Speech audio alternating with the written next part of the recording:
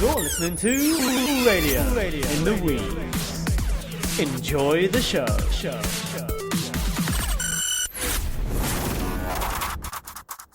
La, la, la. Okay. Oh, I thought that was the intro. No.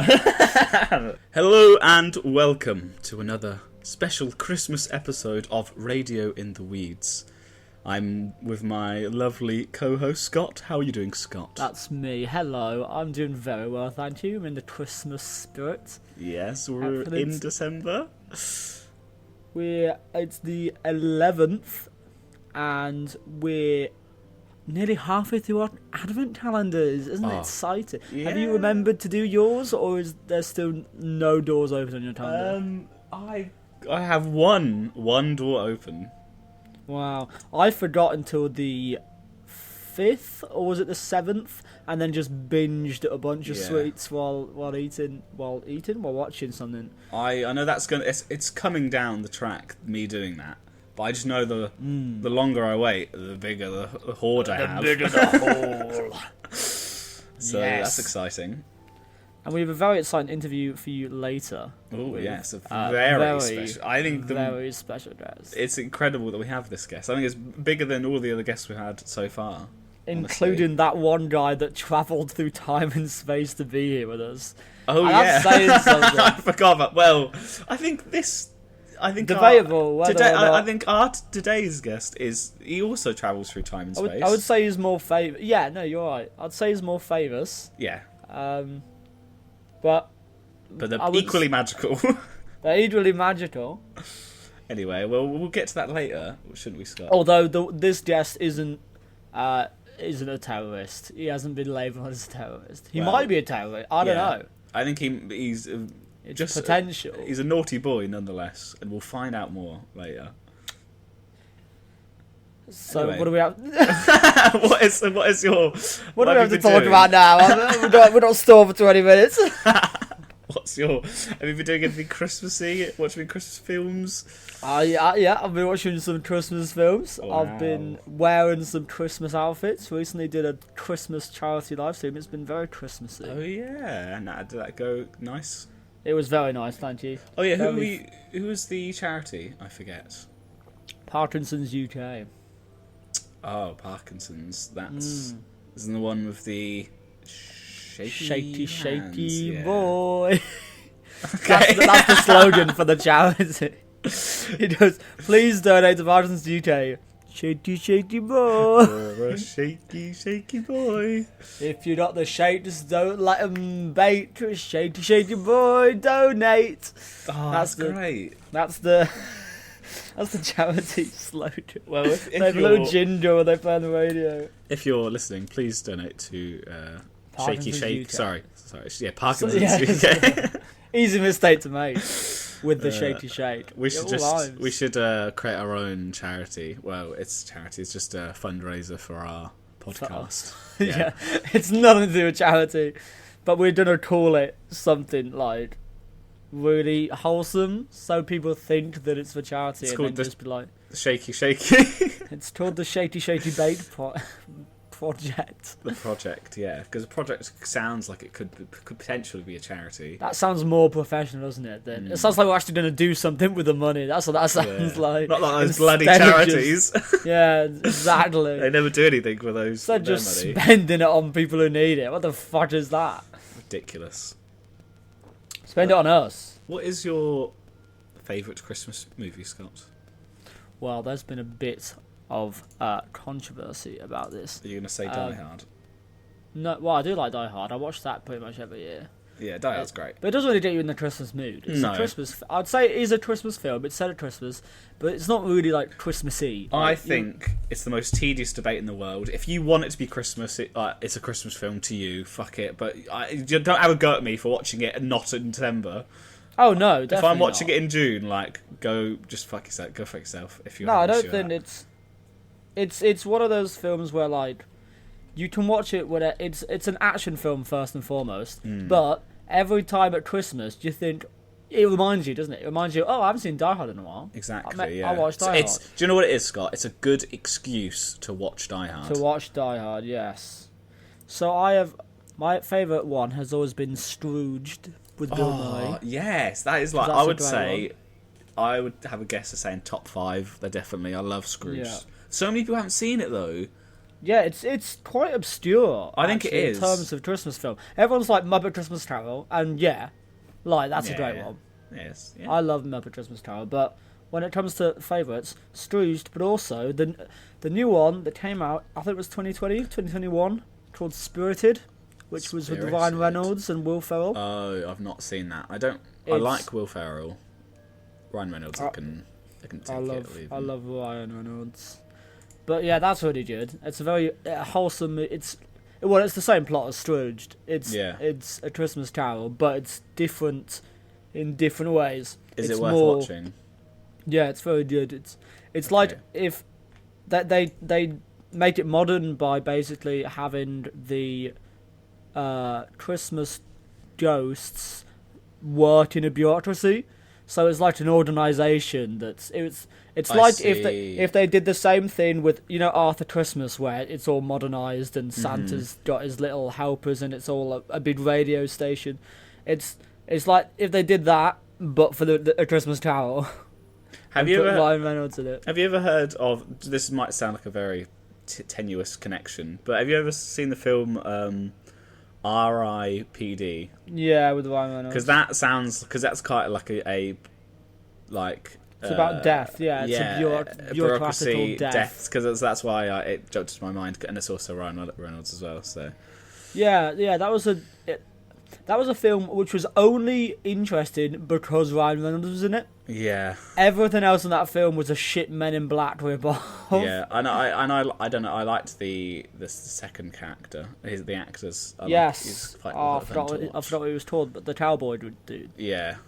It was alright. It was silly and funny. You know my favourite fact about that film is they made the whole reason people watched that film was because of the two famous actors in it that made the film actually good. And they looked at that and went, right, now what if we made a sequel but replace Ryan Reynolds with someone no one's ever heard of? Let's do that. Was there a sequel? There was recently a sequel came out that nobody fucking watched because why would you? I don't think it even had any relation to the first one. But That's insane. Probably because Ryan Reynolds was like, yeah, I don't want to do that. That was a shit film. Yeah, do you want to do R.I.P.D. 2? Oh, yeah, this is great, yeah. It was like, I'll bin off Deadpool 3. Yeah, who cares about that? I'm actually going to watch Scrooge later, because I want to talk about Scrooge for a bit, because Ghost Christmas Past and Present are just so iconic. They're actually amazing. The taxi driver, Present was the fairy, wasn't it? Yeah, where she's got a toaster and she was like, so funny. It's a toaster! It smacks him around the head with a toaster. The first time I watched that, I was on the floor laughing. I think it was like the funniest Christmas film I've ever seen. Yeah, it was just so good. And also, it's so Christmassy as well. It's so wholesome.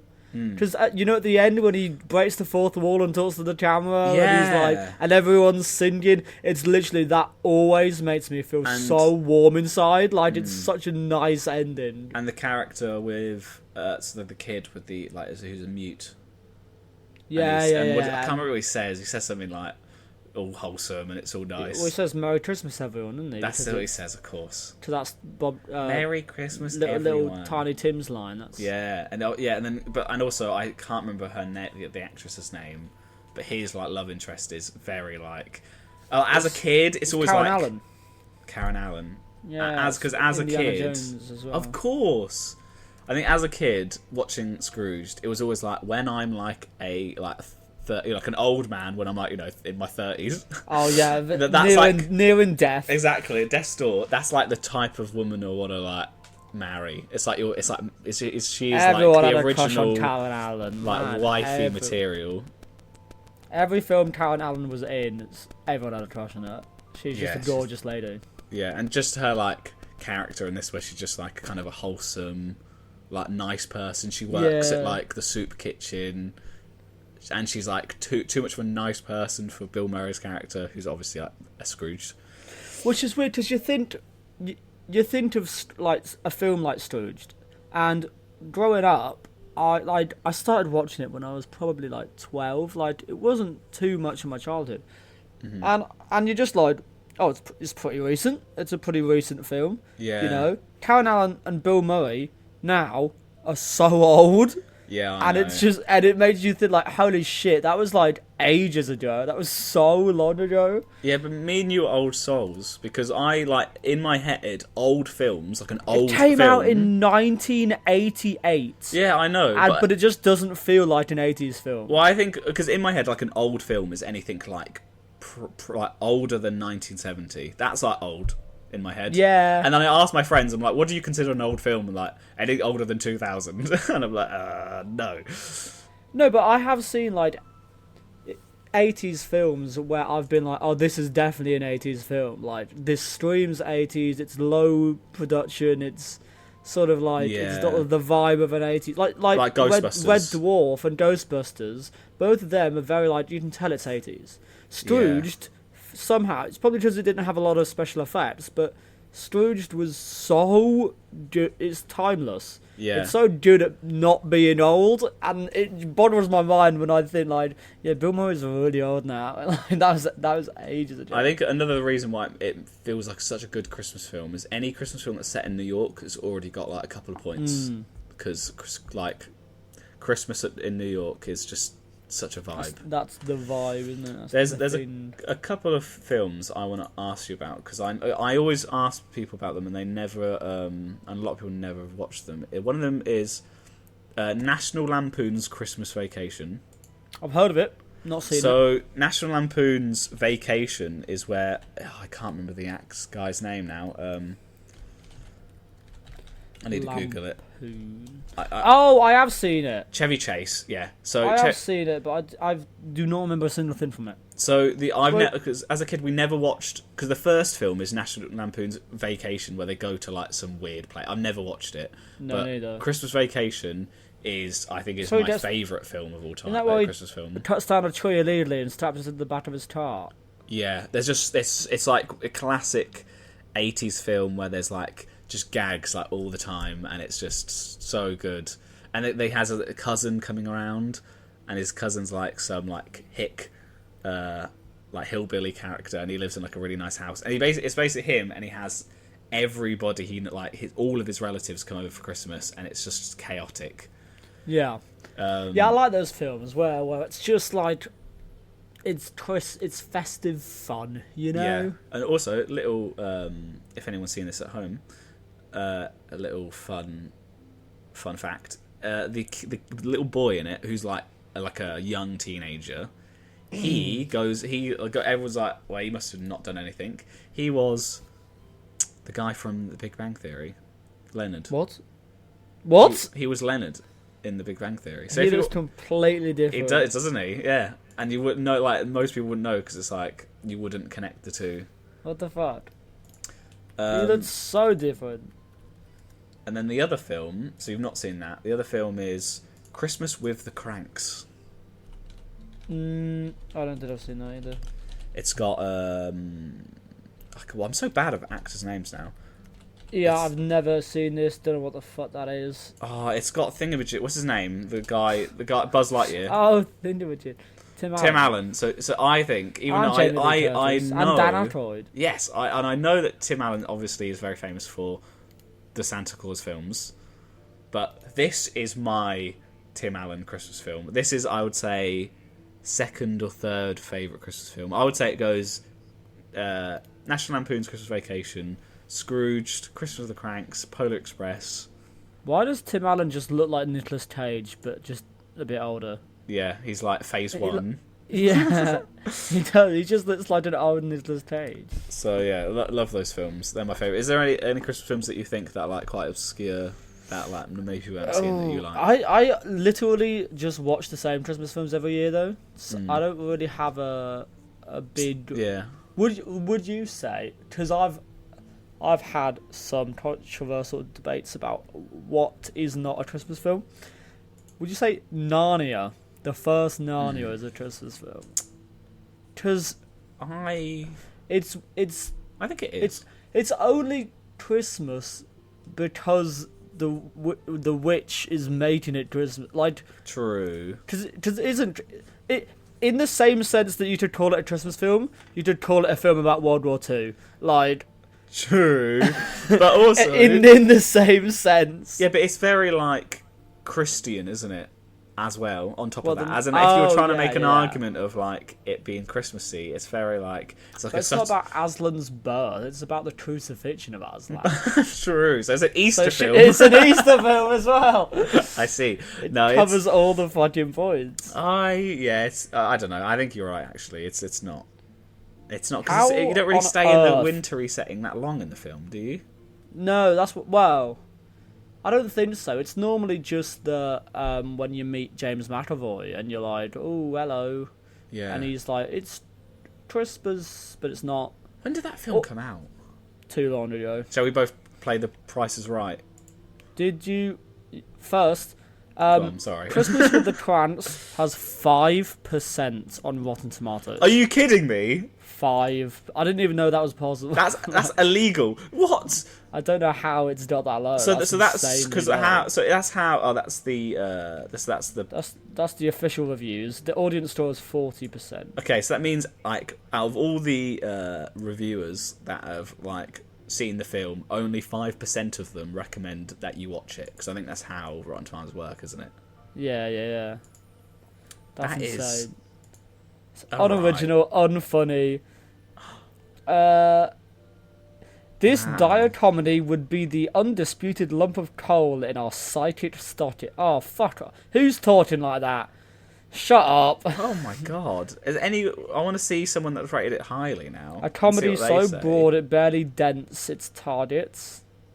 I would say it's not like it's not very original. It's like pretty like vanilla. But I've probably just watched it as a kid. I would say out of that one or National Lampoon's Christmas Vacation is far superior, because there's like a lot of just funny moments. In this, it's like I don't know. It's Jamie Lee Curtis being like a mum. So she's very like, and she wants to. She's very hesitant in going on the cruise, and it's Tim Allen who's convinced her. Oh, And there's Tim, you naughty dodger. There's a scene where they both go into the mall and have a spray tan. Yeah. And both like she's in a bikini and he's like just in his like speedos, and they have to like leave the the shop, whatever, the store, for whatever reason, and then they walk out in their like in the bikini, and they see their like vicar, and the vicar's like, "What are you doing?" And he's like, "Oh, we're skipping Christmas and going on a cruise." And I they're just don't know. like, what the fuck do you... what do you mean? Pulls out a knife. He's like, what the fuck are you on about? This isn't A Wonderful Life. It looks pretty That's what- hellish. that's Is that what I- you, yeah, is that what yeah. you just said? That's crazy. So what are we guessing for the... The Price is Right what for... film was it? Narnia. Narnia. Oh, Narnia. I'm going to say It's gotta be a- 2006. It's early 2000s. The first Narnia... Oh, shit. I'm going to say 2004. Okay. I'll try to be the Googler, but my hand is broken. Do you want me to... Yeah, go on then. Narnia the film. It was... Just fucking type it. The Chronicles of Narnia, The Lion, the Witch and the Wardrobe, 2005. 2005. We were both equal distance You said away. 4? I said 4, you said Oh, 6. I thought you said 3. Damn it. I was excited there. It's fine. Well, you know, cause that's why we have a podcast together. And we don't have one on our own. With the yin and yang. Together we get the answer right. I reckon it's not far off until we get a reboot of Narnia. We're not far away, I don't think. But the film was fine as it was. Like, fucking stop making reboot. No, does anyone like reboots ever? No. I've never met anyone that goes, "Oh, thank God that's been remade." Yeah. Like just either made something new. Like, I think I don't understand. there's a couple of that are like, that was alright, but like never beats the original. Like Alice in Wonderland, that was like, that's pretty cool. Yeah, that was fine. But it didn't beat the original. And sometimes it's necessary. Like the MCU Spider-Man. Yes. You had to bring Spider-Man back in because it was a new universe. Like, that's That's when a reboot's okay, when it's sort of necessary and a part of a new universe. But it only really works in an extended universe. Because if you just like the Harry Potter series they're doing, they're just remaking the same series. Everyone, it wasn't like the original series did bad either. No. Like everyone loved that series, so all you're gonna get now is people who were just disappointed because they're like, oh, I prefer Daniel Radcliffe. Exactly, I don't think then the kid's gonna get a bunch of hate because he's playing a role that Daniel Radcliffe already played. Yeah. So everyone's gonna be like, this kid's shit. I fucking worried about Daniel. fuck this kid. I saw an image of like a humongous poster of the final Harry Potter film, Deathly Hallows Part 2, and it was just the three of them on the poster, and it had no words apart from "It all ends here," I think, and had nothing that said Harry Potter on it. And people commenting like, you can tell of how big Harry Potter was that they didn't even need to say the title of the fucking film to advertise it to you, which I think everyone knows what it is. I've spoken to somebody recently who's never seen. I have a few friends actually who's never seen Harry Potter, and I'm like, if you're British and you're around our age, like it's such a important part of our culture to pop culture. It's harder to not know what it is than just everyone makes references all the time. That's what I mean. I'm like, you should just watch it for that sake alone, that you just understand like the references and be like, oh, I don't know. It's just good. I think the books are obviously like better. But but that's always the case, isn't it? I think you can get away with if you just told me you've watched the films but not read the books. I'm like, that's fine. You're better. You're a lot better than the people have done neither. I didn't read the books until like a couple of years back. Yeah, same. And I was like, yeah, pretty fucking good. Although one thing that I would say, J.K. Rowling loves to just go on tangents that aren't relevant to the plot. Yeah. Like she loves talking about all the homework they have to do and the different classes they go to, and I'm like, I'm reading it and I'm like, okay, interesting. Because we've spent about 10 pages now talking about polygamy or whatever the fuck their classes are. Polygamy. And the homework they've got to do for fucking divination. Yeah. And I'm like, yeah, but Voldemort's trying to kill you. Like, I feel like that would take priority. I'm not gonna lie. Especially in like the Half-Blood Prince. If I was a Brit doing homework and I was about 16 and a serial killer was trying to murder me, I just wouldn't do my homework. I'd be more concerned with the fact that someone's trying to kill me. Yeah, and you're like, oh, I wonder if this girl likes me. It's like, no, you're gonna die soon. Her boyfriend just died. Yeah, her boyfriend just died. And like the guy that killed him is like, he's coming for you next. Wants to kill you more than anyone else in the world. But you're like, that's fine. But yeah. I've got my charms spells to do. Harry Potter, very Christmassy, I feel like, even though obviously and that's another one. That's another one. The first film, I keep arguing that just because there's a Christmassy moment in it doesn't mean a Christmassy film. Because my parents always say, "Oh, the first one," and they always stress for some reason the first one and the first one alone.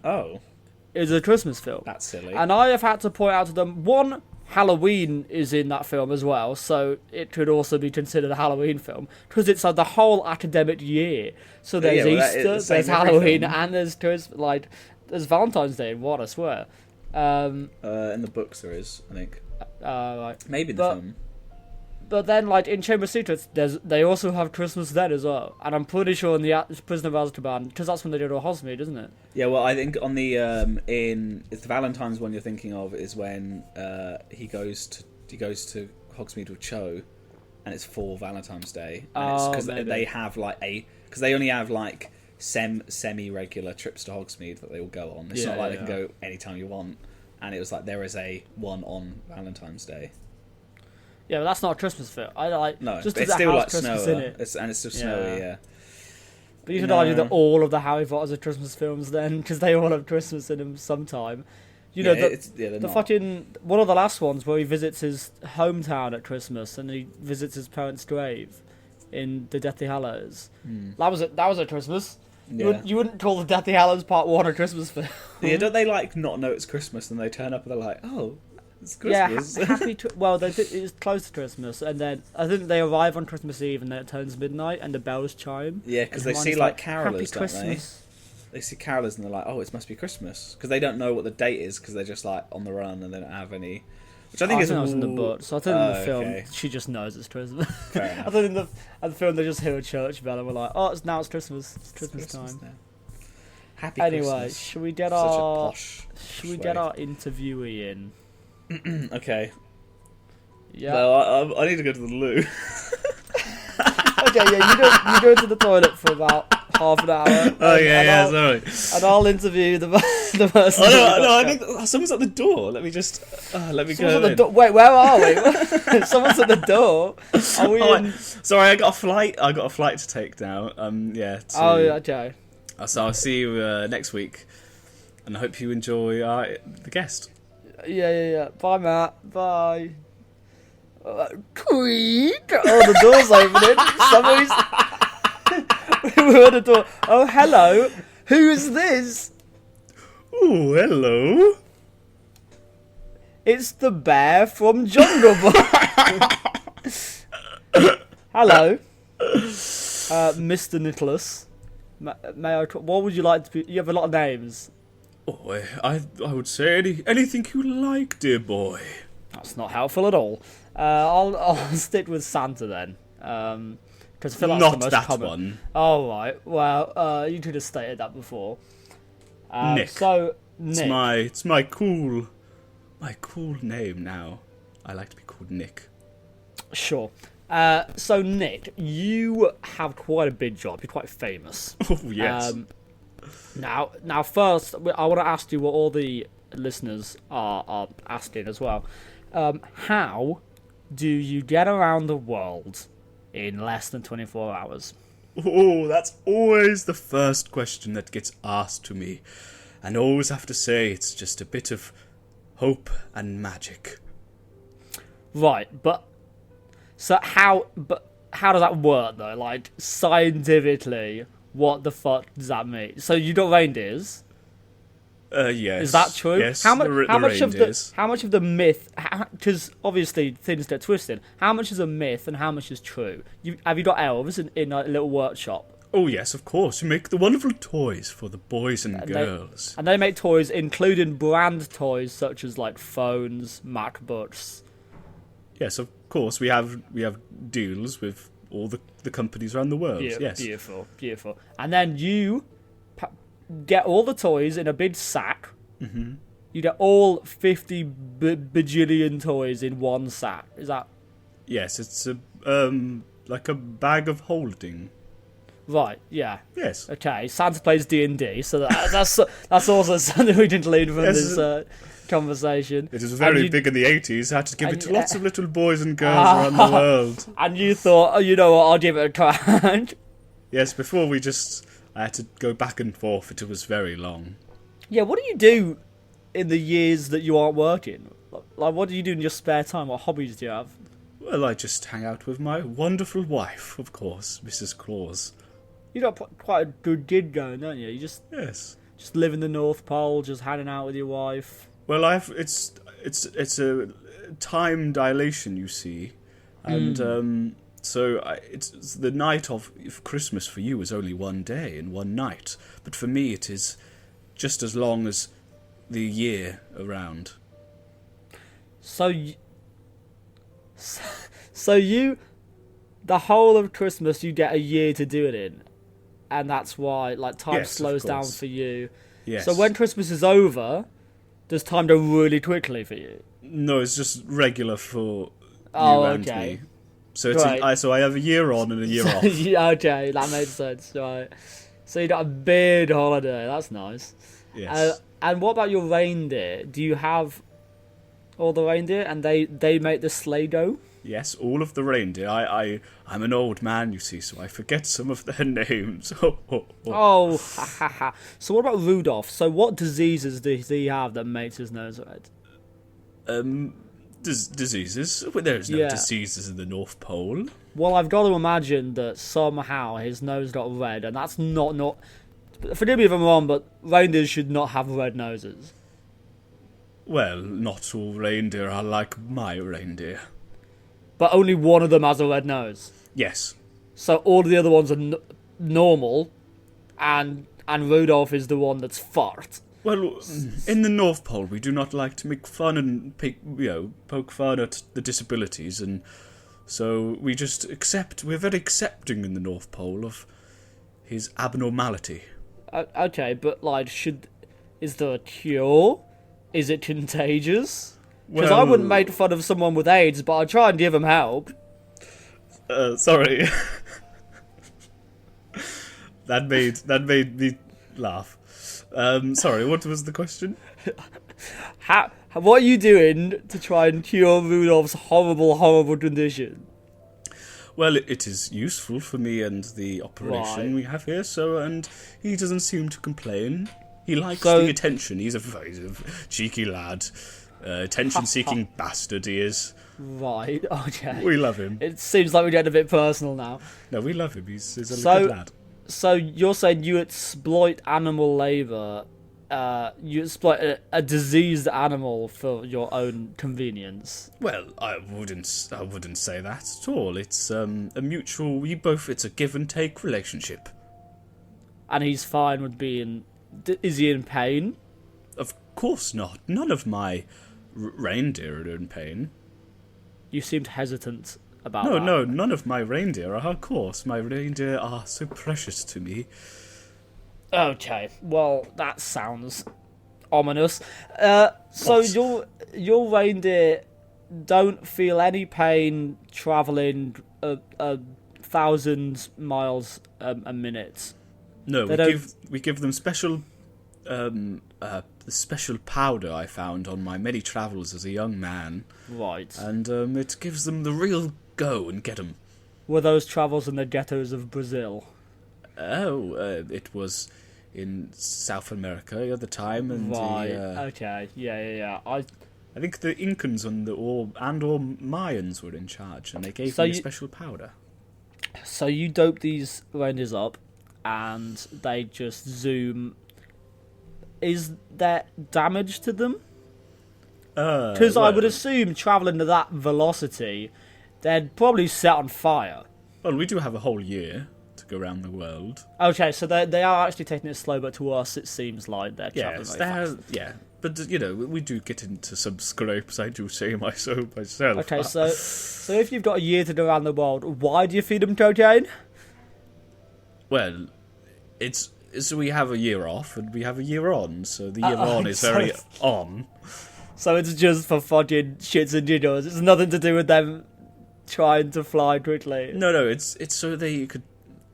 This sounds bad now that I say it, but it's so they could take less breaks.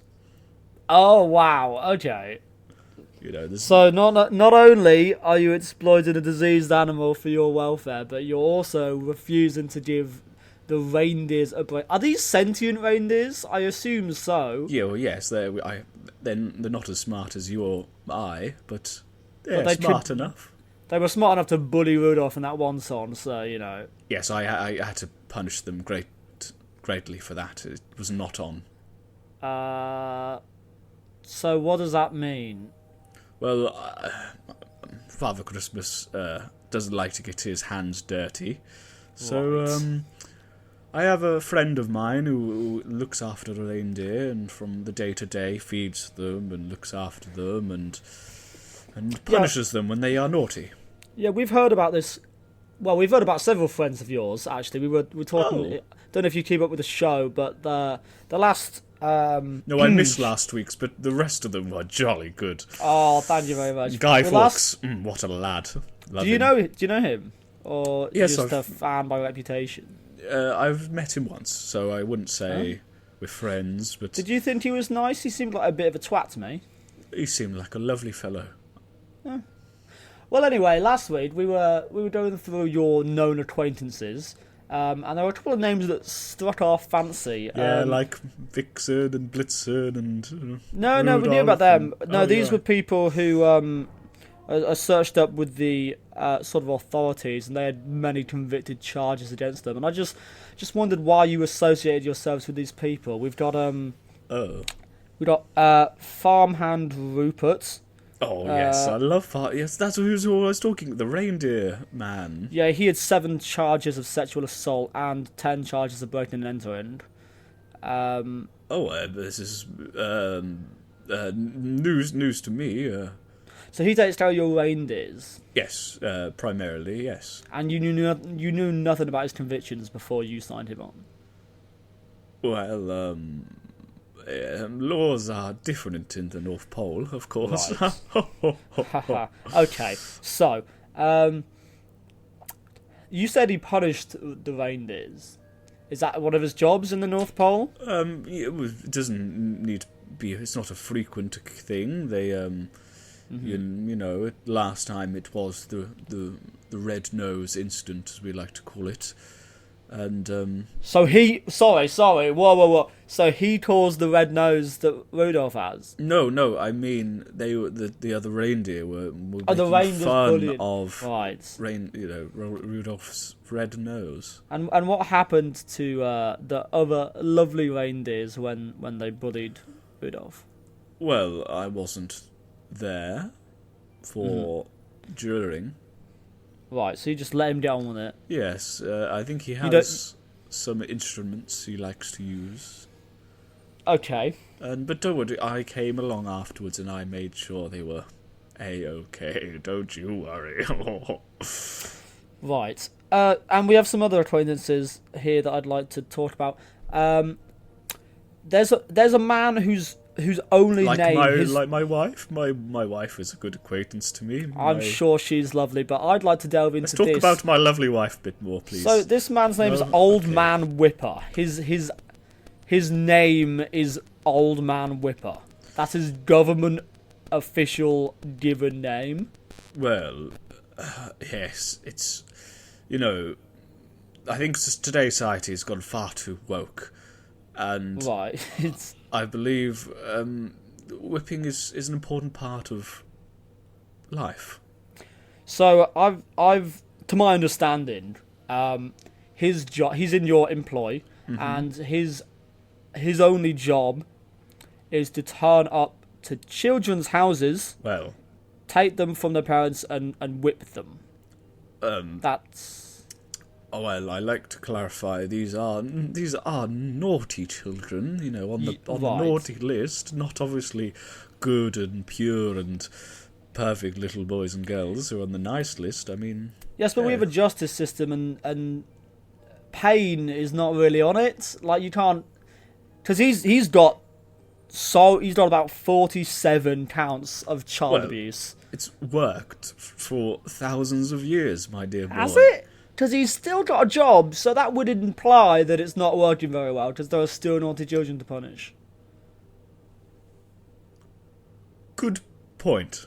Well, the naughty children, you know, it's all part of a system that that helps one another. And if I took apart this one aspect, the whole system would fall apart, and nobody would get presents on Christmas, and that would be a very sad day. Well, so I just want to know about your opinion on Old Man Whipper's methods. Are you the one that sort of orchestrated? I'm assuming you signed the contract for his employment, in which it stated that he must go to children's houses and lash their backs with a 9-tailed whip. We don't sign contracts in the North Pole, but yes, that's what I wanted him to do.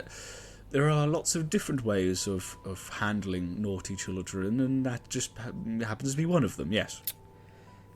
Okay. And there's no agreement with their parents. Have you got any?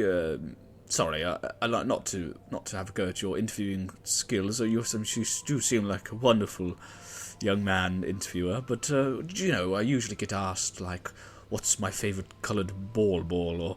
or Yeah, do I like minced pies or stuff like that? Well, we're trying to get down to the nitty-gritty of Christmas, because, well, we've had some unsavoury rumours heard about you down here, and we're just trying to really get the truth of it, you know? So if we just get through this, and then I'll talk about your balls all you want.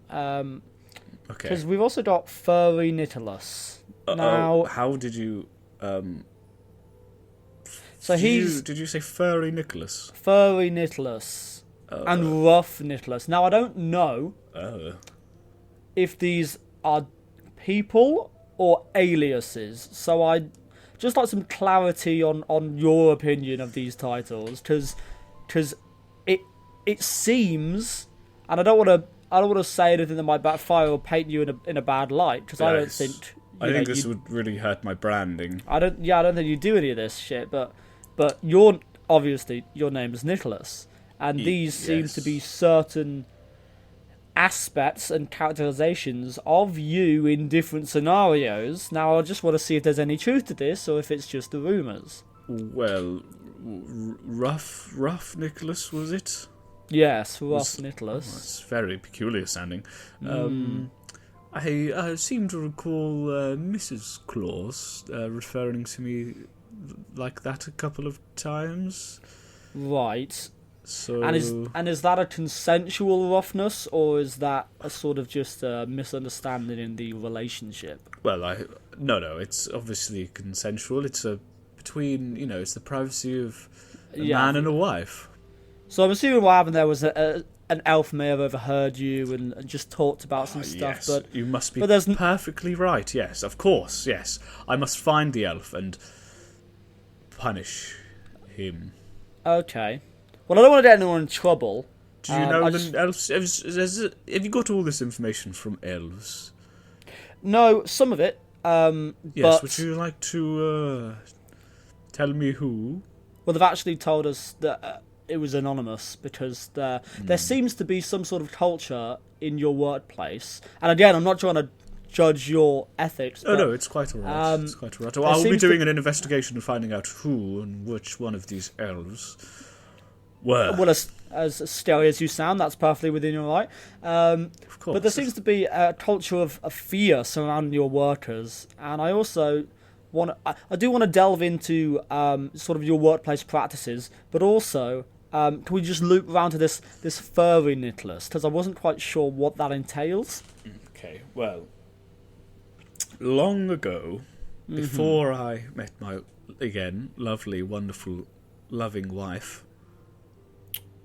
I was a lonely bachelor, exploring the world, giving gifts to little boys and girls. This was before I set up the North Pole and this whole operation. Right. And so I could give freelancer gift giver. Yes. So this was before I could give gifts to the children of the world. It was just the children of the town or city I was in.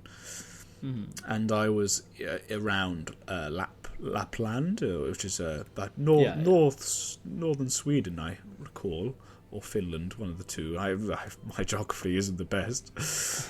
That's odd, considering you travel the world as a job. Yes, well, the reindeer sort it out. And anyway, talking of reindeers, when I met a lot of the reindeer, and they're the most peculiar reindeer, because they seemed to be able to talk to me, and they seemed brighter and smarter than all of the other reindeer I've met. And we got to know each other, and I helped them out, and we became very good friends. And there was a special bond. Is that all I need to say? Well, so you know what a fairy is, don't you? Yeah, well, that's what I'm sort of trying to get at. Is down. I don't know if we have the same definition of furry, but down here it's someone who derives sexual pleasure from a sort of animal play. From what I'm aware, it doesn't always need to be sexual. That's quite a leap and Sorry, so it's just satisfaction. Let's just say the reindeer enjoy it and I enjoy it. Okay. I think that's all we need to hear on that. So I just thinking, has anybody else heard these reindeers speak, or is it just sort of a you thing? Well, we do have our own sort of language, almost like a love language, if I do say so myself. So no one else can communicate with these reindeers or acknowledges them talking? Well, I think Rupert, my good friend, Rupert. He can. I think he has some sort of... But, Rupert knows the reindeers are mine. Right. Are you on any medication we should be aware of? Just or have you ever been diagnosed? And cheer, the Christmas cheer. Right, the Christmas cheer, and the powder that you feed to the reindeers. I'm assuming you have some of that as well. Well, when in Rome. Well, and you don't have any underlying mental conditions. Hearing things, perhaps. Schizophrenia, nothing like that running the family. When you are an immortal god and being, it does affect your psyche, but I try to stay positive and think about all the lovely children's faces when I give them the presents. Right. So there might be something egotistical there. So about your workplace environment now, we'll jump into that. A lot of the elves that I've talked to have talked to me about this sort of, not directly, but I got the sense that they were scared of you. Now, what is your workplace like? Well, it's full of Christmas cheer. Yeah, but what are they actually? How much time do they get off? The elves. They have a year to make these toys for everyone in the world. Well, yes. So do they get any breaks or? Well, when the night, when they sleep, they get breaks. But other than that, they wake up and they're working. Well, the thing is with the elves, they even if I gave them a break, they would want to work. This is their passion and love. They love to do it. But you haven't given them a break, so how do you know that? Well, I can see the happy little expressions on their little faces, and I just know they love it really. Right. And I tell them, I tell them the how successful last year's Christmas was, and tell them how happy the little boys and girls are, and that makes them happy. So, but they do deserve it. The elves. The elves deserve no breaks. No, well, let's just say they deserve what they got. Right. Do you know how ominous that sounds? Because that's just a very, very ominous thing to say. Well, you know, don't you, Scott? I know. What are the elves? The elves. Yes, so, where they came from. Okay, so we're gonna just take this off the record. Santa, are you saying that you have taken these children from homes around the world and forced them into labour? Only the naughty children, Scott. Only the naughty boys and girls who deserve it. Santa, you can't. That's illegal. That's very illegal. That's child napping. No. Let me tell you, Scott, that on the first offence, okay, this is very just. Just listen. It's very just, and maybe you understand my the process. So on their first offence of them being a naughty little shit, I send the Whipper boy. What was his name again? I forget Old Man his name. Whipper? Old Man Whipper, who gives them a few little lacerations on their little backs, and Christ. it's they heal pretty quickly, and they just remember. It should help them remember not to be naughty again. And now listen, 9 times out of 10. It works, and they never are naughty, and they're good little boys and girls. Well, you've tortured again. them. So. No, but it works. Well, yeah, but then the second offence. Highly unethical. Then the second offence. There's a friend of mine I met in. Where was it now? I think it might have been Africa. Right. is a spirit of some kind. His name is Krampus. Yes, we've heard about Krampus. That's quite a You well-known, have? Yes. well-known figure in the public eye. So if they're naughty a second time, Krampus will go to their houses and, haunt their entire house for several weeks, and it changes the whole family, the mother, the father, the other children who may or may not be good or bad. They change and they become slightly demented, but it helps them learn. It's just a learning experience for everybody. I thought Krampus got put away for 3 counts of murder. Well, even he was not obeying direct orders, I'm afraid, and some things happen. They're just mistakes. We all make mistakes, don't we, Scott? Well, killing 3 people it's quite a big mistake, but... Well, he is a very powerful spirit, so... So you've just let him off.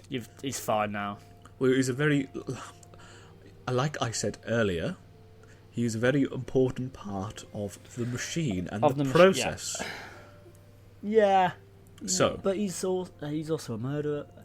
Well, past that, he's a good lad. He gets... agree to disagree, Scott. So then, on the third time, they do a little oopsie doopsie. They don't like that, but well, I just sorry, I didn't like the way you said that. Carry on. So uncomfortable. It's fine. It's fine. It's just my vocabulary, Scott. I'm just trying to poke a little fun. Yeah. So the third time they become a little shit, and they break the rules. We send, the reindeer. Right. Pick them up. Take them back to the North Pole. Yeah. And then Farmhand Rupert will get out of his tools and, mutilate him beyond recognition and force him into a slave camp. Well, so their punishment for being a naughty boys is so they can bring joy to others, and it makes them. It works wonderful. I do say so myself. It makes them really see the joy and wonder that is Christmas. Yeah, So, interesting thing, I know you haven't seen the last show we just did, Santa, but we actually sort of, as a joke, made up this horror film, this very, very disturbing film. And actually, it was... It's not Halloween anymore, is it? No, but it's pretty much exactly what you just described happens in the North Pole. Like, that's... So we can make almost like a documentary then. Was it your idea, or was it your other... What was his name? No, that was his idea. It was all his idea. His name is... Yeah, it's Matt. Matt. Okay, yeah. Well, maybe... Yeah, it was nothing to do with me. Okay, well, maybe Matt will have to have a visit from Farmhand Rupert or Rough Nicholas. Well... But don't let him know. Don't warn him or anything.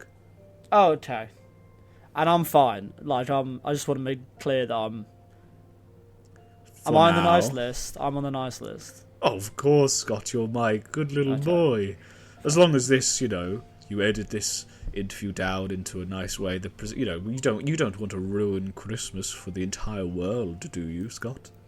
No, of course not. But I am just a bit conscious of the fact that a lot of children are being stolen from their parents. Like, do the parents worry about this?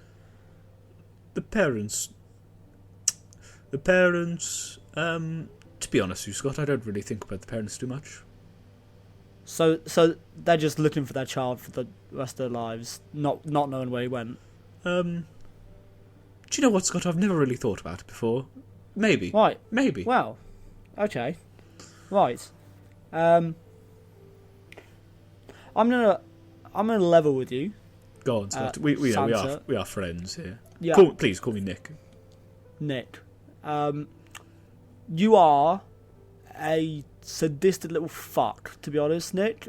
And that's not being rude. That's not me having a go at you. I think just rude. It was just a statement of fact. You are a piece of work. You are what you have done is pretty fucked. Well, how many hours have you? No, let me just ask you a question, Scott. Did you, as a little boy, did you receive presents from me? I did, yeah. Yes. And this is how you repay me for all my good charitable service that the elves made these toys and... But the elves were forced to make the toy. I wouldn't have accepted the presents if I knew they were from slaves. Is that right? You forced the elves to... That Nintendo Wii that you got in 2009? Yeah? Yes, you would. If you known all that 7-year-old you would go no. 7-year-old me would see the fucking lacerations of another little boy forcing to be made to make a Wii, and yeah, that's pretty fucked. To be honest, that is pretty fucked. I'm shocked because you were always on the nice list, Scott. Well, to be honest, Santa, I feel like the nice list and naughty list is pretty subjective. Who decides? You decide. Well, it's usually in my eyes, it looks like you're on the naughty list because you have committed several atrocities. But I give presents to all the little boys and girls out there. You mutilate hundreds of elves and force them to do your bidding. Okay, well, listen. You also have sex with I'm assuming you have sex with the reindeers. That's my business, not yours. Yeah, you didn't say that explicitly, but I'm assuming and that is also very illegal. They're more than just reindeers. They look like reindeers. Yes, and no one else can hear them except you. So I feel like you've just got some sort of disorder and you're just fucking reindeers. I feel like you've got a mental disorder that thinks you can speak to these reindeers and you're actually just fucking a reindeer. Me and the reindeer are very, we're lovers. We know I'm not deranged or anything. Okay, I'm gonna have to ask you to put the knife down, Santa. Okay, sorry. It was a present. Yeah. Would you like this present? No, I'm getting a little bit uncomfortable, so I'm gonna have to call it there. Thank you for your cooperation in this interview. It's nice talking to you. Actually, that's a lie. It wasn't nice, but no, I'm happy that we got clarity.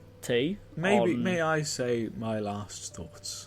Yes. Please, thank you, Scott. That I just want you to remember. I don't like the fact that you say my name that way, but Scott.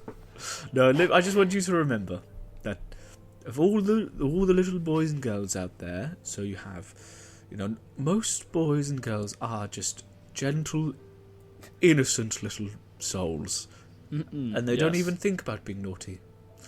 So when you think of it, only, let's say, 1% of the boys and girls are on the naughty list to begin with. That's a lot of people. No, listen. 700 million children. No, then we go through the...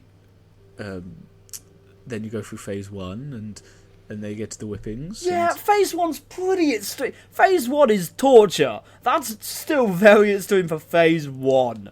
Can you remember? Do you know anybody that can remember to be whipped as a child? No. No.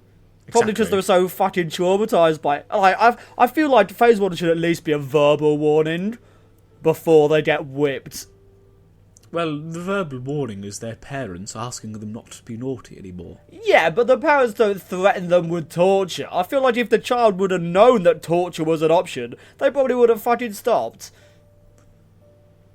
If you just implemented in your thing, Old Man Whipper coming along with his fucking torture device and being like, you better stop, I reckon they would. Do you think so?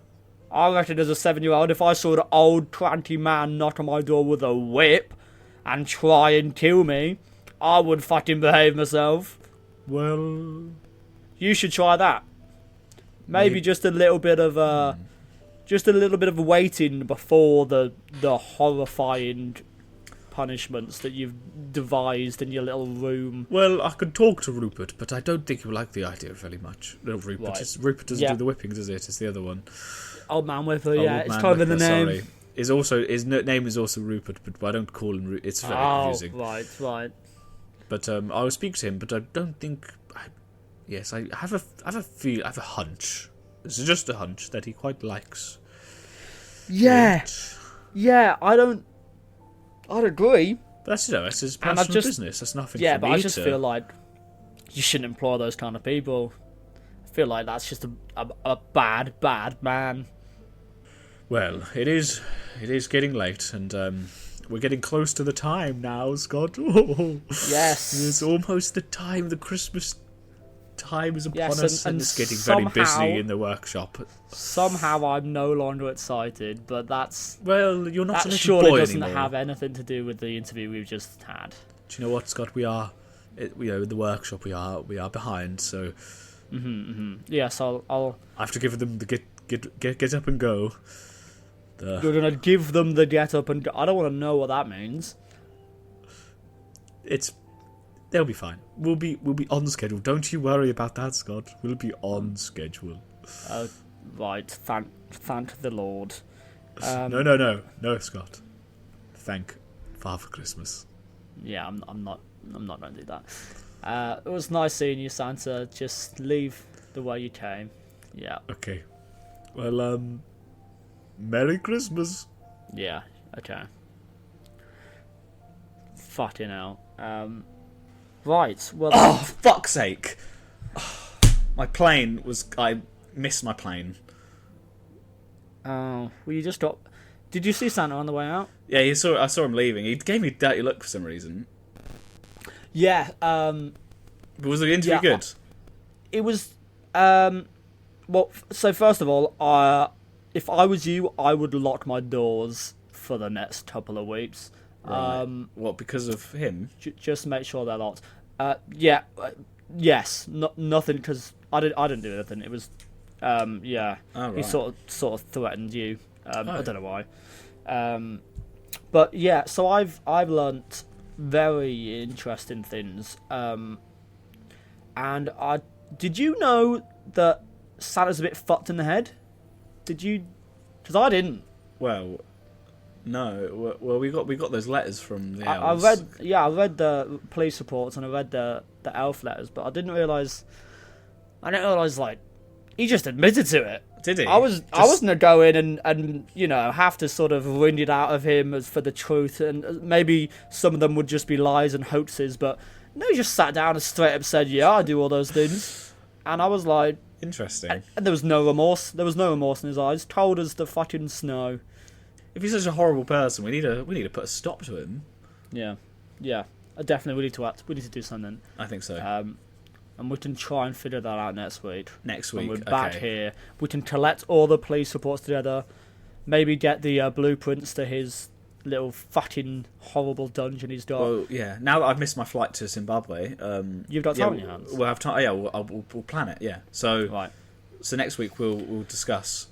God, no, I'm gonna have nightmares. It was It was truly disturbing. Right, I'll catch you up on it after we stop the radio. But fucking hell. Okay. Well, I think hopefully I missed it, and I'm very excited to listen to the interview back. But I hope you listeners out there enjoyed the interview. I hope it was very interesting and just a word of warning, everyone keep your kids close to you during the Christmas period. Lock your windows, lock your doors, just be a bit careful, and remember to please watch Scrooged. Great film. Yes, great film. Anyway, thank you for watching and listening everybody. This has been Radio in the Weeds, and have a Merry Christmas. Have a Merry Christmas to you. Thanks for listening to Radio in the Weeds. Make sure to tune in next week for jokes, gags, and general tomfoolery. Bye bye!